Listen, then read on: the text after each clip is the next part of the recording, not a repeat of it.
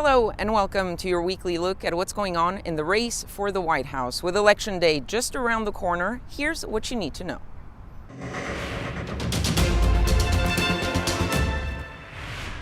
We start with the picture of the week. Donald Trump and Joe Biden both on stage in Florida holding dueling and radically opposed campaign events. The president held a packed rally for thousands of largely unmasked supporters, while Joe Biden held a socially distant drive-in rally with just a few hundred masked supporters. And the contrast was also very stark in the messaging. Joe Biden addressed the pain and suffering caused by the pandemic and slammed the president for, quote, waving the white flag, while Donald Trump once again downplayed the seriousness of the coronavirus, instead insisting that the country was, quote, rounding the turn. This as the U.S. is nearing 230,000 deaths from COVID-19.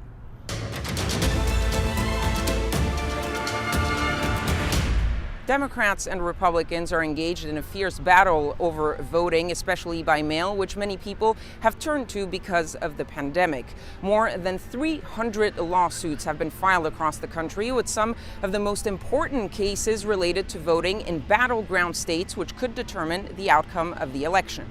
In states like Pennsylvania and North Carolina, the Supreme Court ruled in favor of extending deadlines for receiving and counting mail-in ballots, but the court also said it could re-examine those challenges after the election, prompting some states to announce that they would be counting, but setting aside those ballots received after Election Day in case of a recount.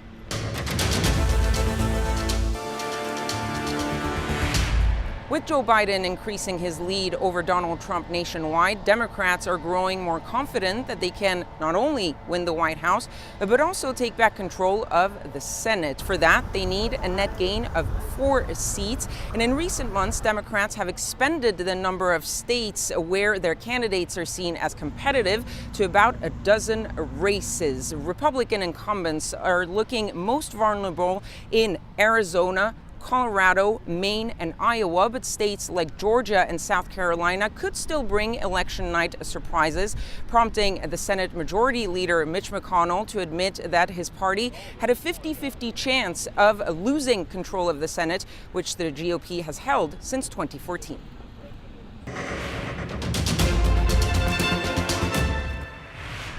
With Election Day just around the corner, here are a few things to watch out for, starting with the possibility of a record-breaking turnout. So far, more than 80 million Americans have already voted. That's nearly 2/3 of the total number of ballots cast back in 2016. But in the U.S. electoral system, not all votes are created equal, meaning that the path to the 270 Electoral College votes needed will likely come down to a handful of battleground states.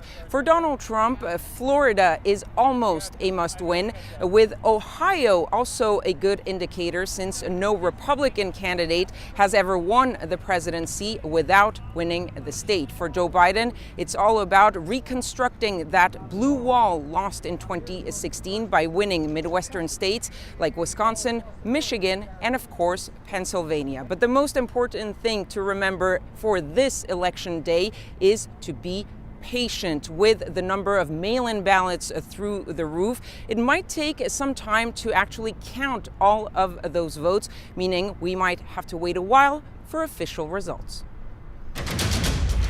That's all for now, but join us on November 3rd on France 24 and France24.com for our special coverage of the U.S. presidential election.